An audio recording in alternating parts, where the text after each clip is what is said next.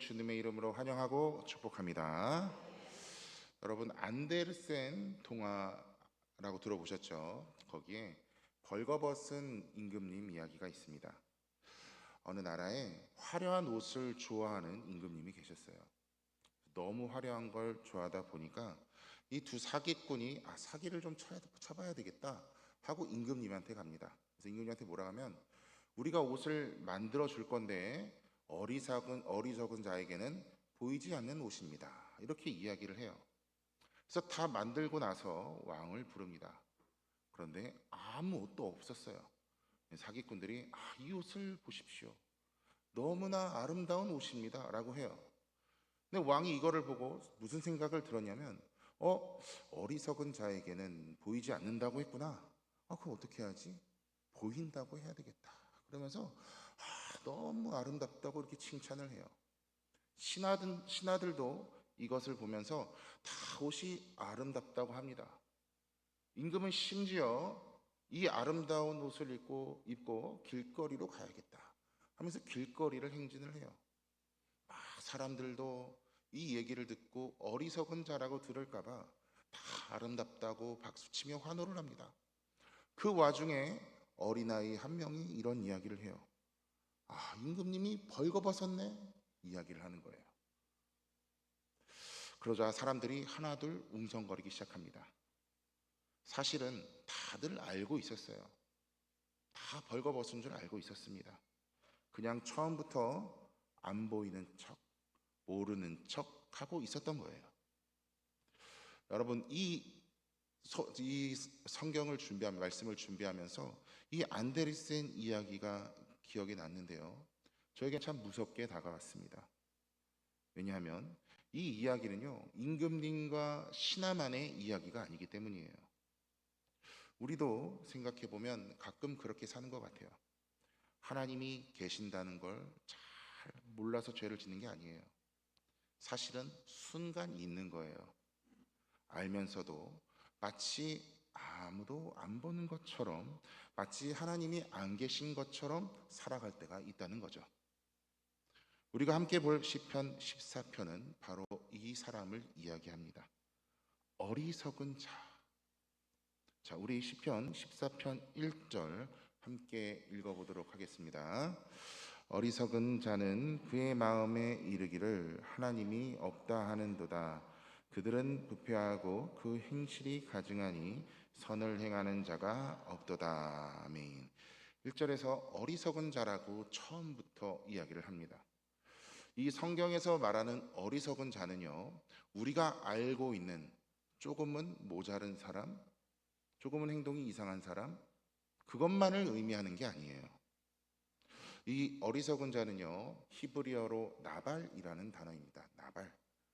이 단어는 삶의 태도에 있어서 잘못된 부분을 이야기하고 있는데요, 특히 하나님 관계 안에서 판단력을 잃어버린 채 행동한 사람을 바로 어리석은 자라고 이야기합니다.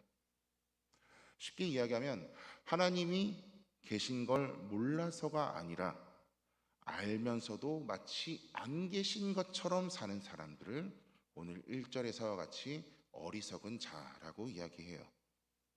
그러니까 교회 열심히 나오고 찬양도 열심히 하고 봉사도 열심히 하고, 하지만 내 삶의 중요한 문제를 내가 결정할 때 하나님을 배제시키는 사람, 내 중요한 인생의 문제를 결정할 때 하나님이 없는 것처럼 결정하는 사람, 이 사람들을 바로 어리석은 자라고 이야기합니다. 우리가 이 시편 14편을 함께 알아가기 전에 우리 스스로 한번 질문을 해봤으면 좋겠어요. 나는 어리석은 자인가? 정말 여러분께서 어떤 중요한 결정을 내릴 때 하나님을 위한 결정을 하는가?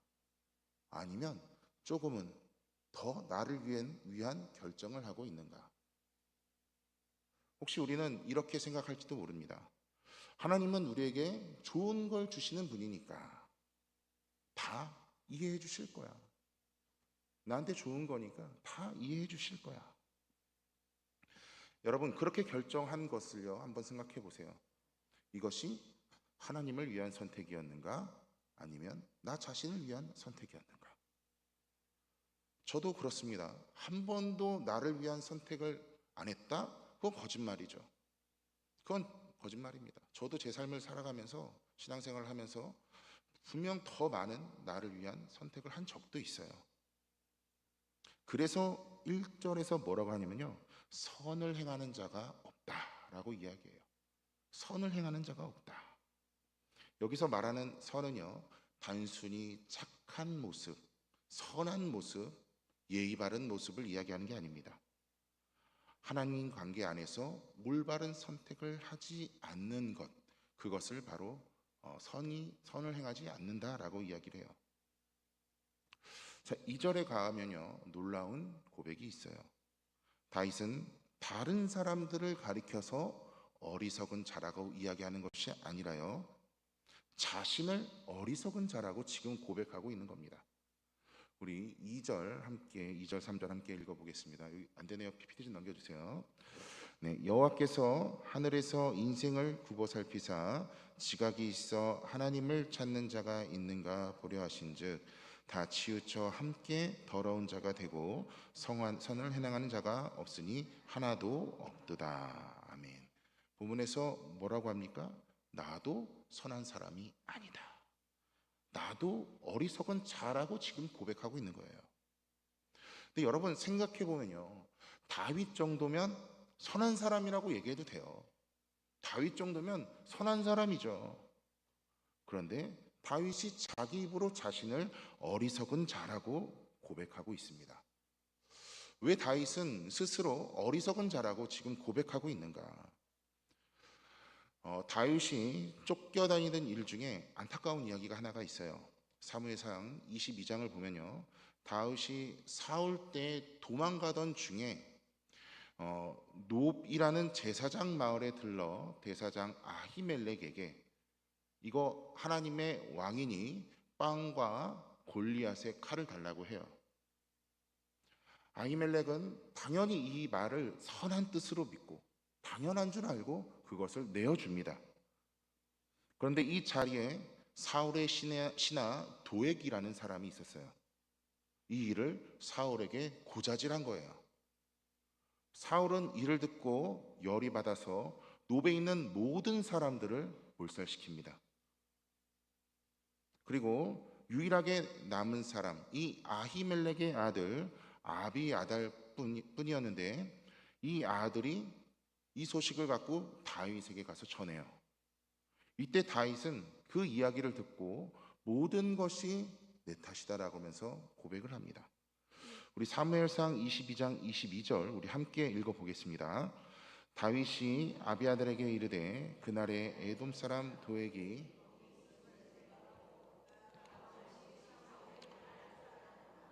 내 아버지 집에 모든 사람이 죽은 것으로 말미로다. 아멘. 여러분, 다윗은요 도액이 그 자리에 있는 걸 알고 있었어요.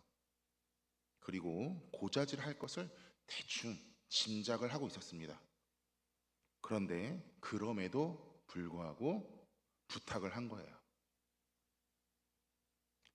그래서 이 모든 것이 자신 때문이다, 나 때문이다, 이 죄책감에 몰려오면서 이 비극적인 사건에서 자신을 죽이려던 그 세력처럼 내가 이 욥 사람들에서 혹시나도 그런 권력자로서 선 게 아닌가,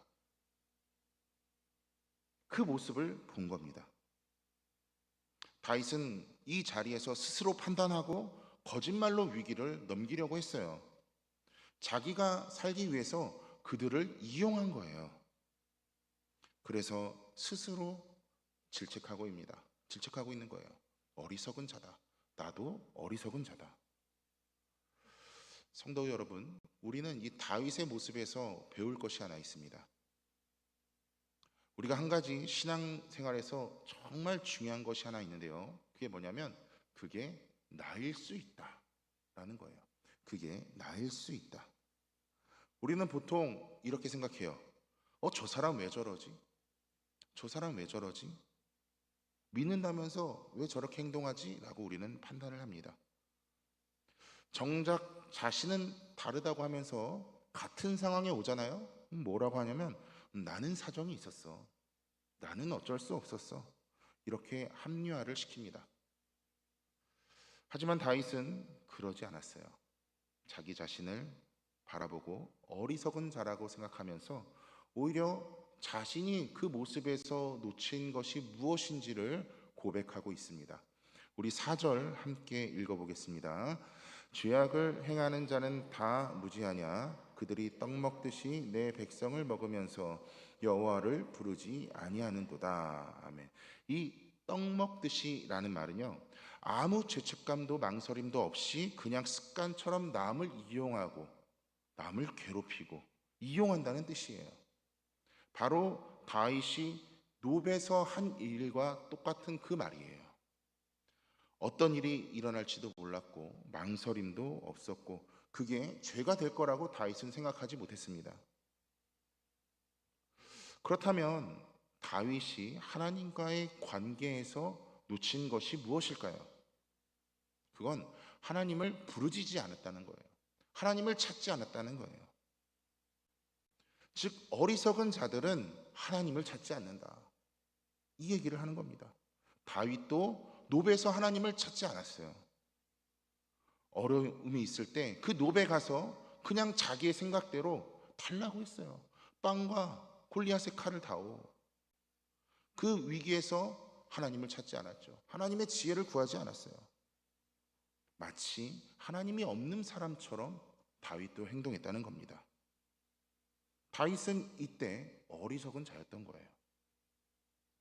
그래서 1절을 보면요, 하나님이 없도다, 하나님이 없도다 라고 했던 그 모습이 도대체 무엇인가 4절에서 여호와를 부르지 않구나 라고 이야기하는 겁니다. 즉 하나님을 찾지 않는 사람들, 하나님을 찾지 않는 것이 바로 어리석은 자다. 그 어리석은 자 위치에 다윗도 있었던 겁니다. 우리가 5절을 또 볼 건데요, 5절 보기 전에 우리가 한 가지 더 생각해 볼 점이 있습니다. 다윗은 사실 노베서 권력자의 자리에 있었던 거예요. 권력자, 달라고 했으니까요. 그런데 이 노베의 위치, 약한 자의 자리도 있었어요. 다윗은 그러니까 약한 자의 자리도 있었고 권력자의 자리도 다 있어 봤던 사람이에요. 그러면 여러분, 이 권력자와 연약한 자 중의 자리에서 어디서 두려움을 더 느낄 수 있을까요? 어느 자리에서? 당연히 연약한 자리에 있는 사람이 더 두려움을 많이 느끼겠죠. 왜냐하면 권력자들은 언제든 자신을, 연약한 자를 죽일 수가 있으니까요. 마음대로 할 수 있으니까요.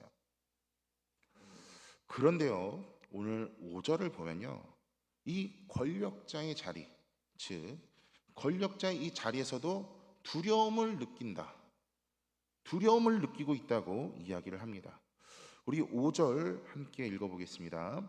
그러나 거기서 그들은 두려워하고 두려워하였으니 하나님의 의인의 세대에 계심이로다. 아멘. 두려워하고 두려워하였으니, 이 표현이 2번이나 반복해요. 그만큼 두려움이 컸다는 이야기입니다. 그렇다면 이들이 갖고 있는 두려움은 도대체 어디서 나오고 있는 걸까요? 본문은 이렇게 대답을 하고 있어요. 하나님이 의인의 세대에 계심이로다. 여러분, 이들은요, 두려움 없이 살았어요. 죄책감 없이 산 사람들이에요. 그게 가능했던 이유는 자기 행동을 심판할 존재가 없다고 생각했기 때문에 두려움이 없었던 거예요. 자기가 저지른 죄에 대해서 어떠한 심판도 받지 않겠구나라고 생각했기 때문에 두려움과 망설임이 없었던 거죠. 그런데 그 사람이 뭘 본 거냐면 하나님의 의인의 세대에 계심이로다. 이게 무슨 뜻이냐면요, 하나님과 함께 살고 있는 사람들을 본 거예요. 하나님이 계심을 본 거예요. 진짜 하나님을 믿는 사람들이 어떻게 살아가는가, 하나님과 함께 하고 있는 사람들이 어떤 사람인가를 본 겁니다. 하나님을 믿는다고 고백하면서 하나님이 없이 산 사람들은 죄책감도 없이 그저 자기가 하고 싶은 대로 살아가고 있었는데 옆에 딱 보니까 하나님을 열심히 믿는 사람들이 있는 거예요.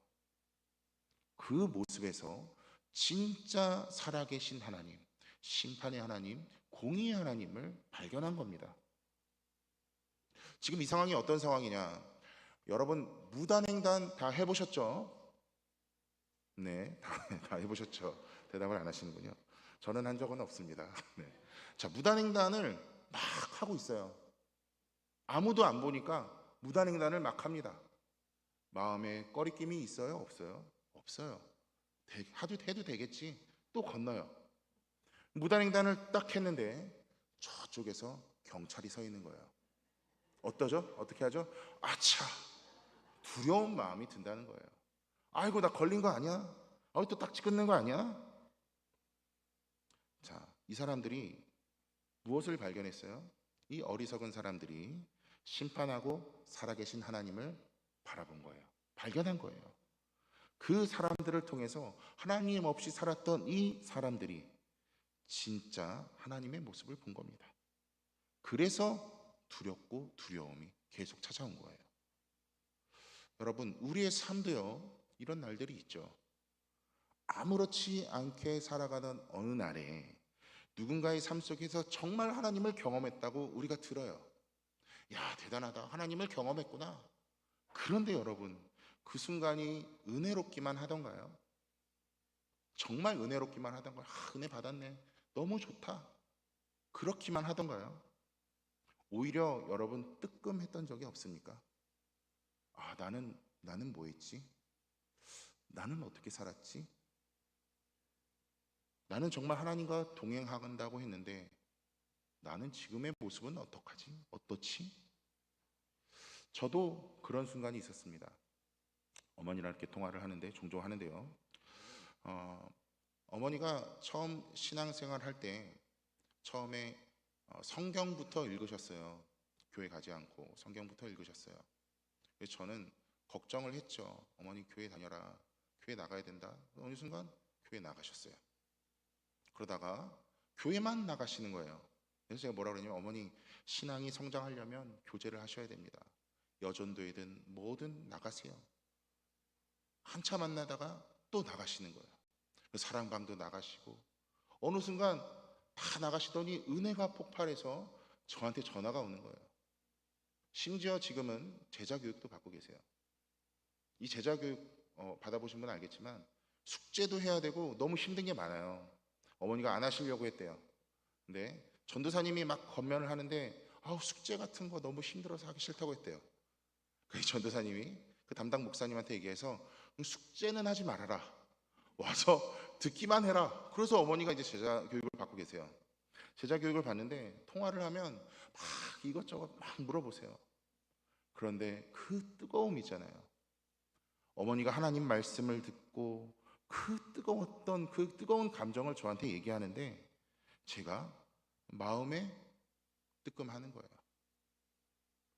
야, 어머니는 보이지 않는 곳에서도 저렇게 열심히 공부하고 하나님을 알아가고 있는데 정작 나는 아무도 나를 보지 않을 때 나는 무엇을 하고 있었지?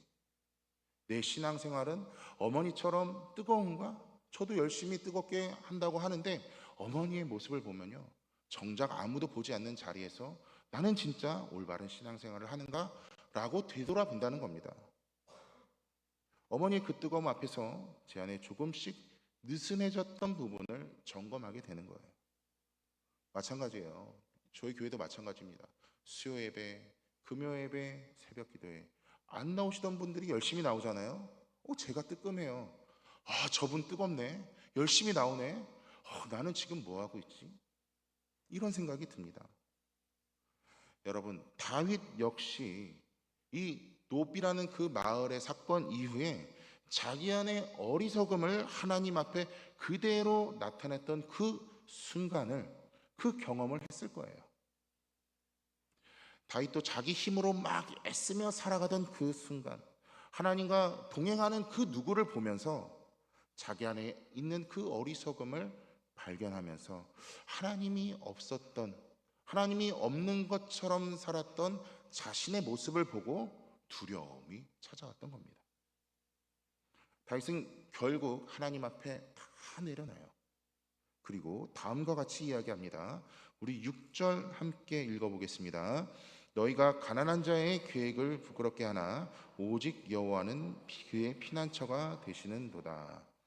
아멘. 여기서 여러분 가난한 가난한 자라는 것은 돈이 없는 사람을 이야기하는 거 아니에요. 자기 힘으로 아무것도 할 수 없는 자리에 내몰린 사람, 기댈 곳이 하나도 없는 사람을 바로 가난한 자라고 이야기합니다.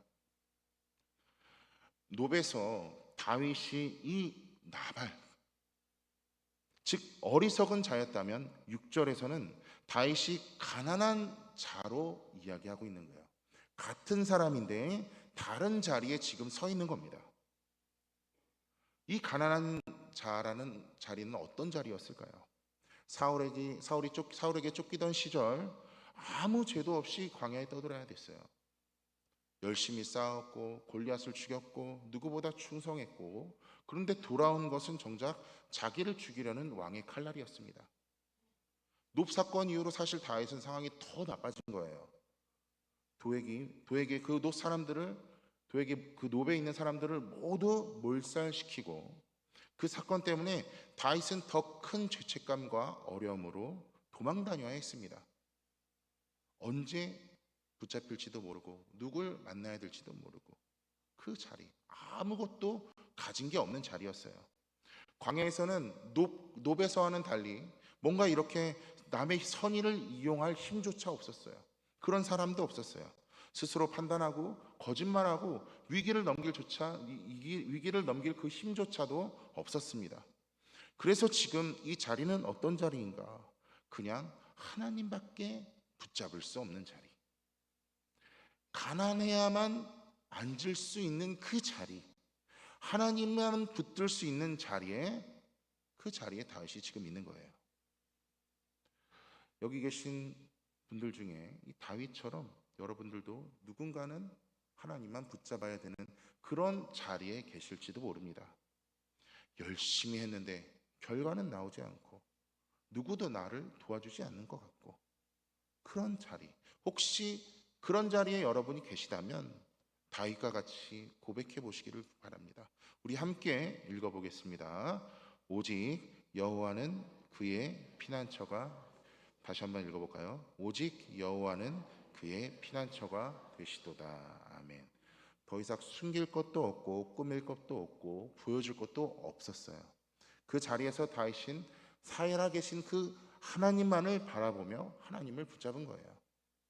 그것만이 다윗의 유일한 피난처였습니다.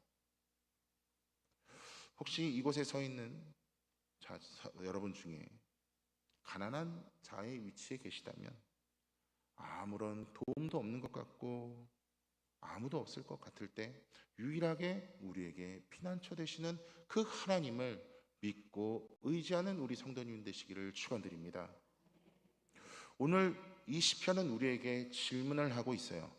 어리석은 자가 될 것인가, 가난한 자가 될 것인가?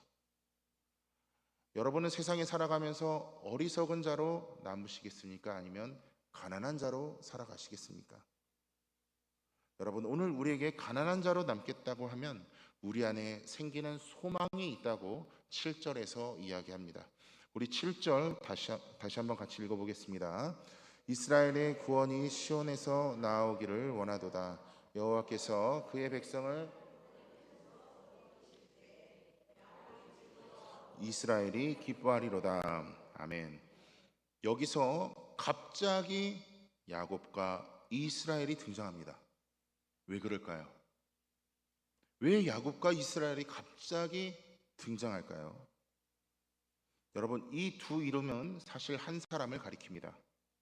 그리고 이 두 사람의 의미가 오늘 우리가 본 다윗의 두 자리와 정확히 일치합니다.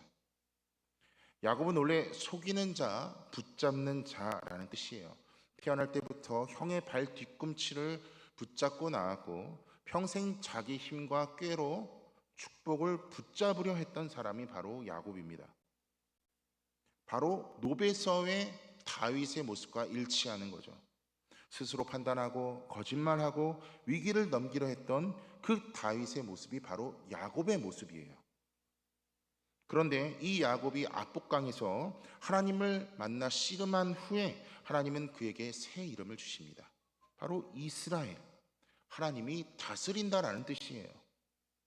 자기 힘으로 붙잡고 발버둥치던 야곱이 결국 하나님 앞에 무너진 뒤에 이스라엘이 되어서야 진짜 기쁨을 누리면서 살아가는 거예요. 이 모습은요, 모든 힘을 내려놓고 하나님만 붙잡았던 모습과 똑같은 겁니다. 가난한 자의 모습인 거예요. 여러분, 제가 처음에 뭐라고 말씀드렸냐면 그게 나을 수 있는가를 보라고 했어요. 그게 나을 수 있는가? 다윗이 어리석은 자였던 것처럼 나도 어리석은 자일 수 있다라고 다윗이 고백했어요. 오늘 야곱도 마찬가지입니다. 자기 힘으로 붙잡고 속이고 발버둥치는 그 야곱, 그게 우리일 수 있어요. 그게 나일 수 있어요. 그런데 여러분, 이 이야기는 이렇게 절망으로 끝나는 게 아니에요. 이 야곱이 이스라엘이 될 수 있다면 우리도 이스라엘이 될 수 있다는 겁니다. 어리석은 자였던 내가 가난한 자가 되어서 하나님을 붙잡을 때 하나님께서 나를 다스리는 은혜와 복을 누리며 살아갈 수 있다고 이 시편은 이야기하고 있는 거예요. 결국 이 시편 14편이 우리에게 하는 말은 이겁니다. 자기 힘으로 붙잡으려 하던 야곱이 하나님 앞에 무릎 꿇는 이스라엘이 되었을 때 그때 비로소 기쁨이 찾아온다. 어리석은 자가 가난한 자가 될 때 우리 안에 진짜 기쁨과 소망이 찾아온다는 것을 우리들 삶에 제발 기억해라. 부디 가난한 자가 되어라. 부디 이스라엘이 되어라. 오늘 우리에게 이런 말씀을 하고 계시다는 것을 믿으시는 성도님들 되시기를 축원드립니다. 말씀을 정리하고자 하는데요, 다윗은요 2자리에 다 서본 사람이었어요. 노베에서는 어리석은 자였고 광야에서는 가난한 자였습니다. 모든 힘이 사라진 자리에서 하나님만을 붙잡았어요. 여러분, 다윗은 어리석은 자였을 때 두려움을 봤어요. 두려움을 느꼈어요. 하나님을 경외하며 하나님과 함께하는 사람을 보면서 다윗은 두려움을 느꼈습니다. 그리고 그가 가난한 자가 되었을 때 낮고 낮은 그 비참한 자리에서 기쁨을 누렸어요. 그 기쁨은 하나님께서 나의 피난처가 되는 기쁨입니다. 여러분은 지금 어떤 모습으로 서 계십니까? 여러분, 아직 힘이 있으신가요? 아직 힘이 있으세요? 그 힘으로 뭔가 스스로를 붙잡고 해보려고 하고 감추고 계신가요? 그렇다면 여러분은 아직 야곱의 자리에 계신 겁니다. 여러분, 우리는 자꾸 하나님을 잊고 살아요. 하나님을 까먹어요. 내 삶에 없는 것처럼 살아요. 우린 자꾸 어리석은 자가 되려고 합니다. 여러분, 그렇기 때문에 이 시간 우리 모두가 가난한 자가 되기를 소망합니다. 이번 주 여러분이 진짜 스스로 붙잡고 있던 내 힘, 내 방법, 내 생각을 하나님 앞에 내려놔보기를 간절히 부탁드립니다. 애써 괜찮은 척하며 바라봤던 관계, 하나님께 묻지 않고 내 마음대로 결정했던 그 중요한 순간들, 애써 괜찮은 척하는 우리의 마음까지. 여러분, 다윗은요 광야에 떠밀려서 하나님을 붙잡았어요. 광야에 떠밀려서 하나님을 붙잡았지만 여러분은 오늘 지금 그 힘을 스스로 내려놓으시고 주님 앞에 가난한 자가 되어서 여러분의 인생에 하나님을 피난처로 삼으시고 여러분 인생을 늘 기쁨으로 살아가시는 우리 성도님들 되시기를 주님의 이름으로